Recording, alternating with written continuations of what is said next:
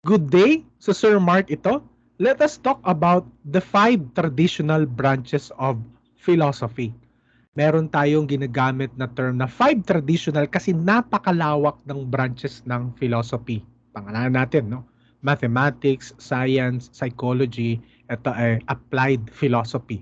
Law, arts, culture, sociology, no? At iba't iba pang branches or disciplines ay saklaw ng philosophy. So, studying the five traditional branches of philosophy, which includes aesthetics, epistemology, ethics, logic, metaphysics, offers numerous benefits and contribute to a well-rounded understanding of the world. Mga tanong natin sa sarili natin, sa paligid natin, no, masusumpungan sa tulong ng mga ng five branches na to, no? Existence, ethics, reality, knowledge, reasoning, critical thinking, and personal growth. Kung gusto mong mahasa pa yung iyong pag-iisip, pangatwiran, pag-aanalisa ng mga naririnig natin at nalalaman, no? Ang philosophy ang kasagutan. Studying the five traditional branches of philosophy enables us think critically and analyze statements, no? Bahagi na ng buhay natin na makarinig tayo ng fake news, misinformation, disinformation, no? It also empowers us to make more ethical choices, embracing the gifts of freedom and responsibility. Paano natin malalaman na yung pipili nating bagay ay ethical at paano natin malalaman na delikado ako dito, magiging morally responsible ako, no? It helps us to foster appreciation for art, literature, and music, no? Mas ma-analyze natin yung isang bagay kung siya ba talaga ay maganda, kaaya-aya, no? Maayos, no? We can communicate effectively and cultivates our intellectual curiosity and inquisitiveness. Again, ang prerequisite sa philosophy ay isa lang, maging mapagtanong, no? Or kaya ay maging mapagsiyasat. Let us discuss aesthetics.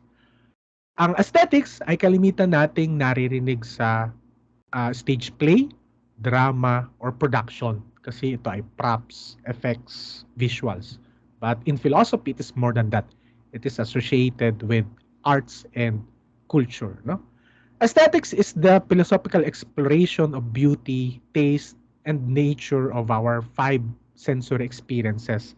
Kasi through the aid of aesthetics, yung mga bagay na nasa external natin or external world ang tawag sa philosophy, nasa sense natin, no?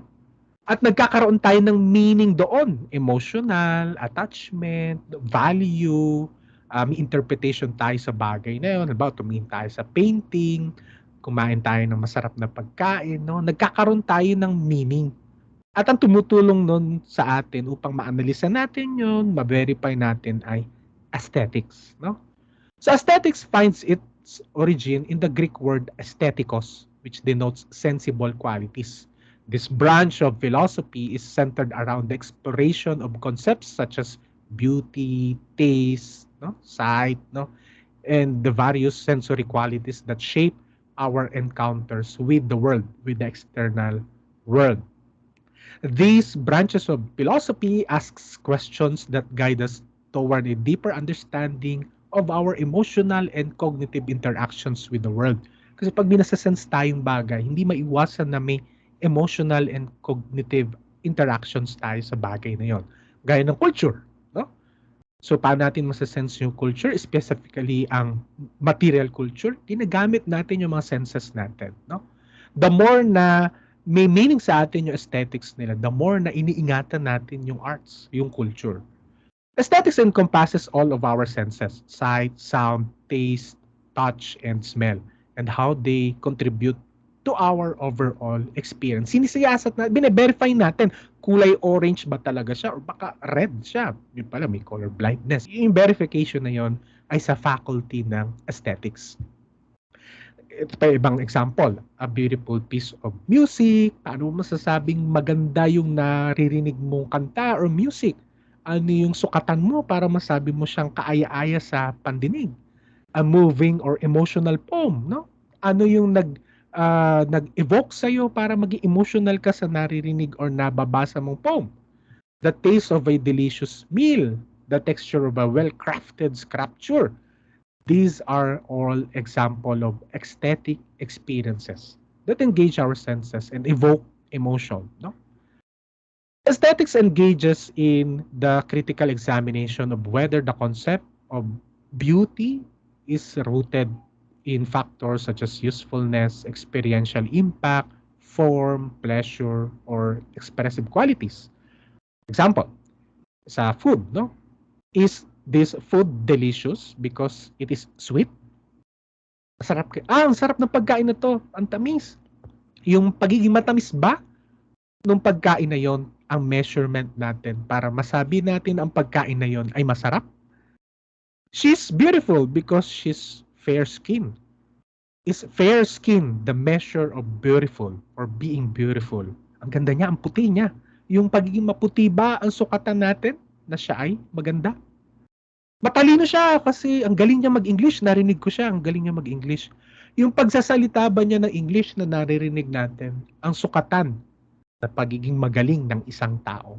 Yung verification na yon through the faculty of aesthetics yon, no? Is it truly red due to its inherent redness or it simply red kasi sinabi natin na kulay red yon, no? Sa forest, may natumbang puno, no? May sound yun, no? Pagtumba ng puno. Yung kayang sound ng pagtumba ng puno na yon ay sound in itself na nagmula talaga sa puno. O yung sound na yon ay sinasabi natin may sound yung pagtumba ng puno dahil tayo nagsabi na may sound yun. No? So, for instance, when we observe painting, ano yung criteria natin na sinasabi para yung painting ay maganda? No? Dahil ba sa yung pintor na gumawa nito? Dahil ba sa meaning, sa emotional attachment na ini-evoke ng painting? Sa lugar kung saan nakalagay yung painting? No? Yung emotional impact ba niya? Yung formal qualities, yung blending ng kulay, yung expression or expressive qualities na in-exhibit ng painting. At paano siya mas pepresyohan? No? Iyan yung aesthetics. Kung sa isang beauty pageant, paano mo masasabi na maganda yung isang contestant? Sa complexion ba niya? Sa tangkad ba niya? Sa pagsagot niya sa Q&A? Sa paglalakad ba niya? Sa pagsusuot niya ng iba't ibang tema ng attire? Sa pagsuot niya ng cultural attire? No? Sa pagsayaw ba niya? Pagkanta? Or sa ibang talento? Paano natin mini-measure yung beauty? No? Some of the common examples of aesthetics are beautiful sunset, melodic music, elegant architecture, nature's pattern, culinary presentation, fashion choices. No? Ito yung saklaw na aesthetics. So the common words to remember with aesthetics, dalawa lang. Tangible, nahahawakan, nadarama, at sensible. Kasi sense ng five senses natin. No? Let us proceed with ethics. Ethics traces its roots back to the Greek word ethos, which signifies character, norms, or morality. Ito yung guide natin how to be a good person. No? This connection prompts inquiries that revolve around the realm of morality. Paano natin ma-measure na yung action ng isang tao ay good or bad? Ethics ang nagtatrabaho nun. Ang faculty ng ethics ang nagde-define noon. Meron na. May widely accepted na tayo or universal na tayo na ina-adapt na ito yung sukatan natin. No? Whatever happens, hindi natin pwedeng babaguhin yung universal na yun. No? This second traditional branch of philosophy deals with moral principles and values, helping us understand what is right and wrong. So studying ethics enables us to think critically about moral dilemmas, make informed ethical decisions, and develop a well-reasoned personal code of conduct. It contributes to ethical awareness and responsible decision-making. Ito kasi yung challenge sa lipunan natin ngayon, no? Binibend natin yung moral principle or universal principle para mag-fit in sa gusto natin. Ang ethics siya noon pa. wala pa tayo, hindi pa tayo umiiral. Universal principle yan. Natural law, laws of God, no? Golden rule. Hindi natin siya pwedeng baguhin kasi siya yung universal principle, no? At ito na yung code natin, no? Ethics pertains to our deliberate, freely willed actions with others, no? Yung ating human conduct. Ang dictum natin sa faculty na to ay doing good and avoiding evil. Some of the common examples of ethics are Ten Commandments, five pillars of Islam, golden rule, honesty, respect for others, fairness, helping others, keeping promises, respecting our environment, taking responsibility, standing up against injustices. So our common words for ethics are human conduct, the standards of right and wrong, and lastly, doing good and avoiding evil. Let us discuss metaphysics.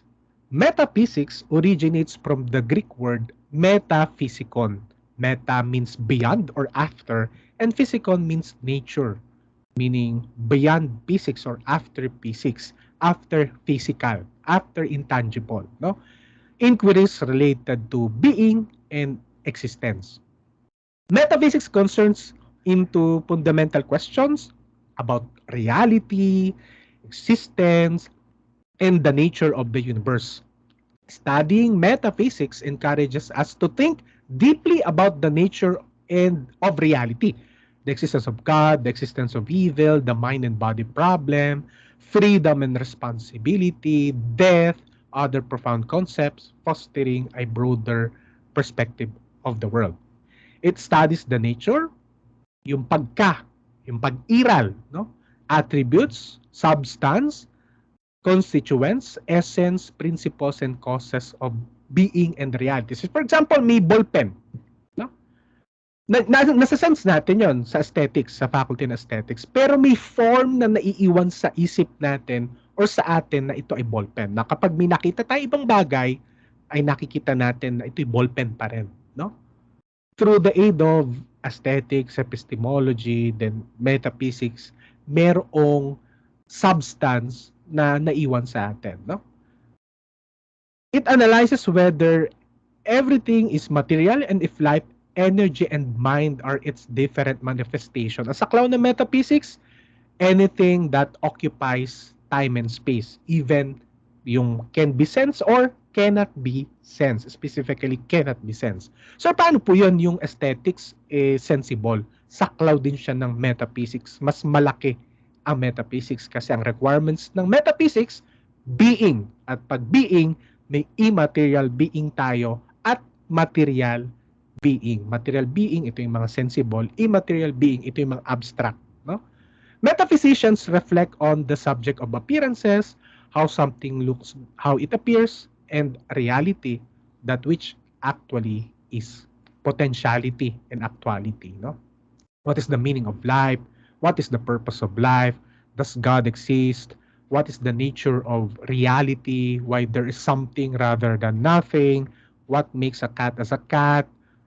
Some of the common examples of metaphysics are change and permanence. May forever ba or walang forever? Time and space, identity and substance, reality and appearance, free will and determinism, death, freedom and responsibility, universal and particular, existence and non-existence. So, ang common words for metaphysics are anything that occupies time and space, material being, and even abstract ideas or immaterial being. Let us discuss the fourth traditional branch of philosophy, epistemology. Epistemology has its roots in the Greek word episteme, which signifies knowledge, inquiries related to truth and knowledge. Epistemology means theory of knowledge. No? Pag may narinig tayo sa statement, tinanong natin kung ito ba ay opinion or truth, epistemology ang faculty na yon. No? Epistemology explores questions related to knowledge, belief, and nature of truth. Saan nanggaling yung knowledge na yon? Yung proposition na yon?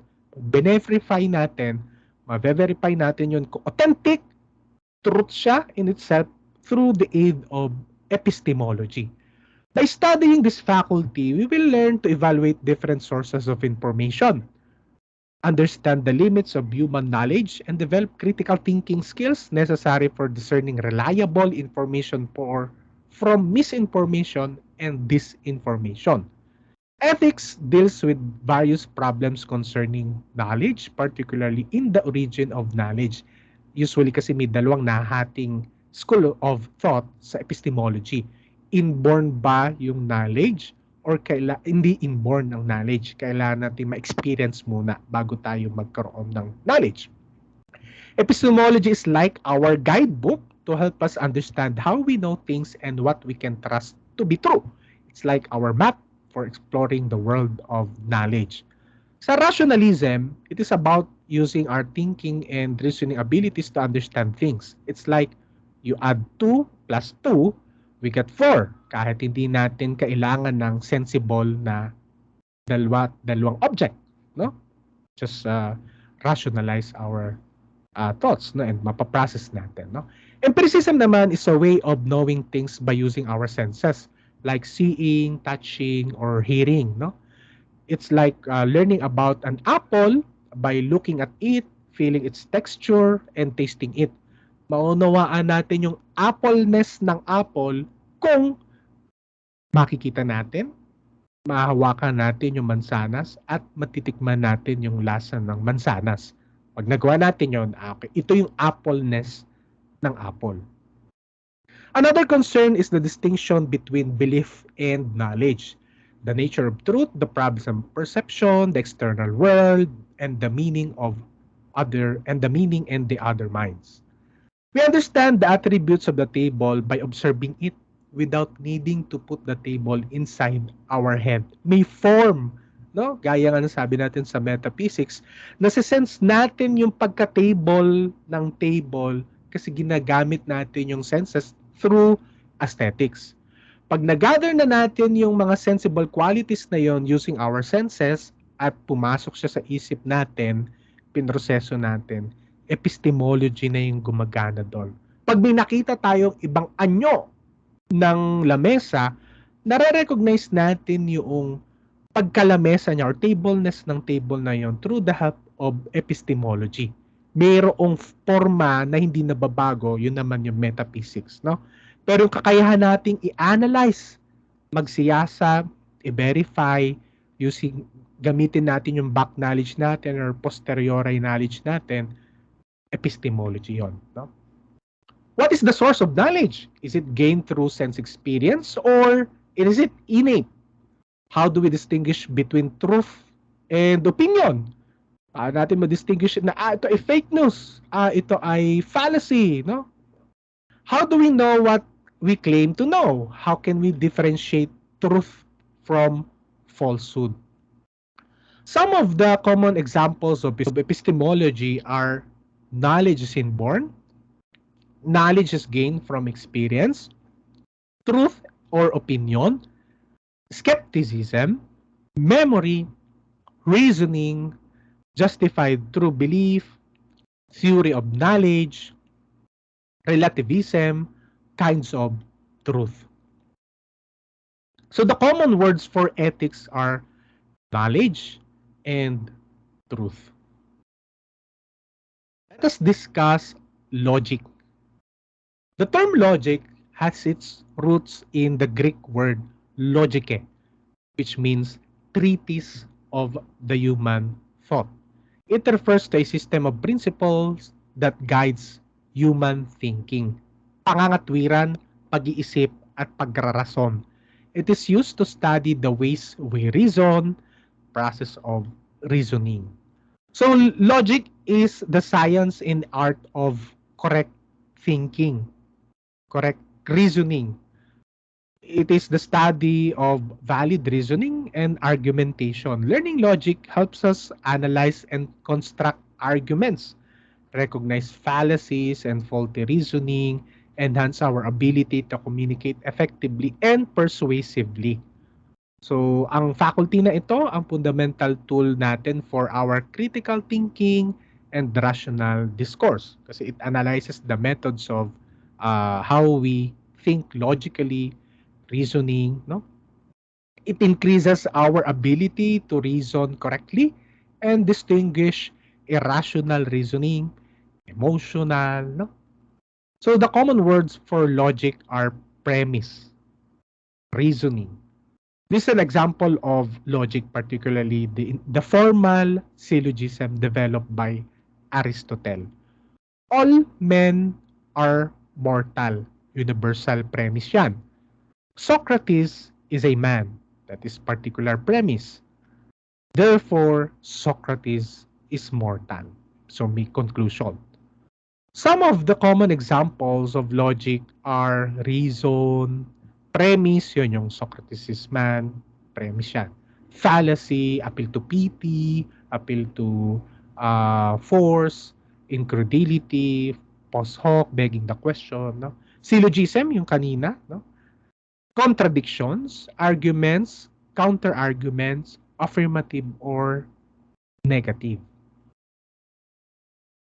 Let's have a simple learning activity with regards to 5 traditional branches of philosophy. Analyze the following statements or questions. A, if it belongs to aesthetics. E, for ethics. EP, for epistemology. L, for logic. M, for metaphysics. Number 1. To do good and avoid evil.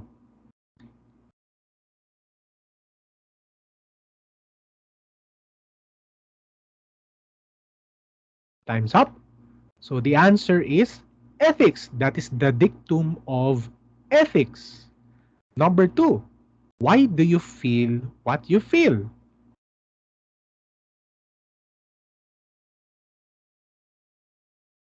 Time's up. That is aesthetics. It is a sensible experience. Feeling. Number 3. What is your first impression?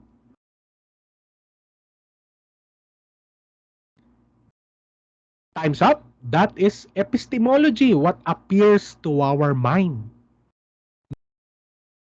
Number 4. Is time infinite?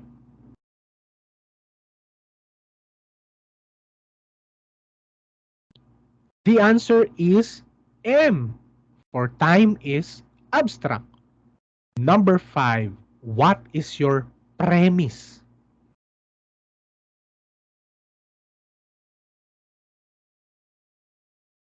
The answer is L, for logic. Premise constitutes reasoning. Ito yung Socrates is man, all men are mortal. Number 6. Human freedom, soul.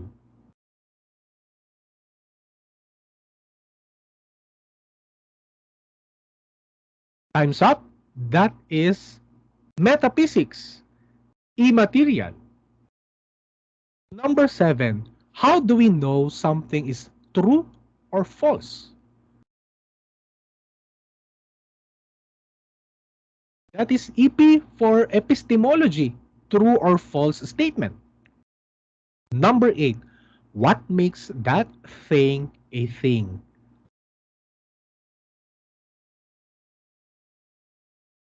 Time's up. That is M, for metaphysics. What makes that thing a thing is a substance. Questioning about the substance, the form. Number 9. Is that a fallacy?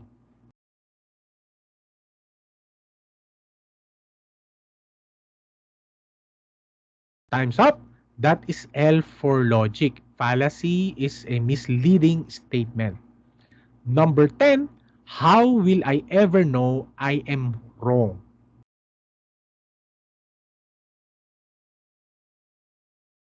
Time's up.